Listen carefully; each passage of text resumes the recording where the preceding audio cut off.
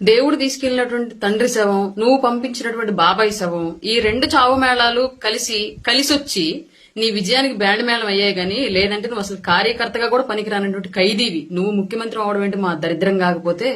ప్రజలు 11 సీట్లు ఇచ్చి నువ్వు చేసిన పాలన చాలే బాబు, ఇంకా ప్రతిపక్ష హోదా కూడా అక్కర్లేదు, విపక్షంగా వెళ్లి కూర్చొని అసెంబ్లీకి పంపిస్తే, అసెంబ్లీకి వెళ్లి కూర్చొని 11 నిమిషాలు కూడా ఉండలేక పవన్ కళ్యాణ్ గారిని చూసి ఉచ్చోసుకుంటూ ఉరికొచ్చిన ఉలిపిరిగాడు బయటకు. నువ్వు కూడా పవన్ కళ్యాణ్ గారిని మాట్లాడవేనా? 11 సంవత్సరాల పాటు అధికారం అంటే ఏంటో తెలియకపోయినప్పటికీ కూడా పోరాడి నీ ప్రభుత్వానికి తొడగొట్టి నిలబెట్టుకుని పార్టీని ఇవాళ రాష్ట్ర ప్రభుత్వం యొక్క గెలుపుతో పాటు కేంద్ర ప్రభుత్వంలో కూడా ప్రాతినిధ్యం వహించినటువంటి వ్యక్తి పవన్ కళ్యాణ్ గారు. అట్లాంటి వ్యక్తి నువ్వు మాట్లాడడం, వైఎస్ఆర్ అనే పేరు నీ పేరుకు ముందు, నీ పార్టీ పేరుకు ముందు లేకపోతే పెంటకుప్ప మీద ఏగలేగదు నిన్ను చూసి. నువ్వు కూడా మాట్లాడటం ఏంటి బా చండాలంగా? ఇక రాజకీయాలకు పనికిరావు గానీ సర్దుకో సల్లగా కేసుల వారం తేల్చుకొని ఆస్తుల సెటిల్మెంట్లు చూసుకొని ఇంకా చెల్లి తల్లి కూడా ఉమ్మెత్తేస్తున్నారు. ఇంక నీకెందుకు?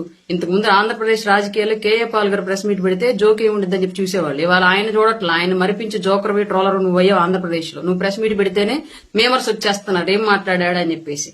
అట్లాంటి సిచ్యువేషన్ అయిపోయింది నీది. నువ్వు పెద్ద నాయకుడివి, కర్మగాలి. ఆంధ్రప్రదేశ్ దరిద్రం కొద్ది ఏదో ఒక్కసారి ముఖ్యమంత్రి అయినంత మాత్రం నువ్వు పెద్ద దేశకి నేతలాగా నువ్వు ఫీల్ అయిపోయి మాట్లాడడం మేమందరం వెర్రపప్పలాగా వింటాం. మా కర్మ.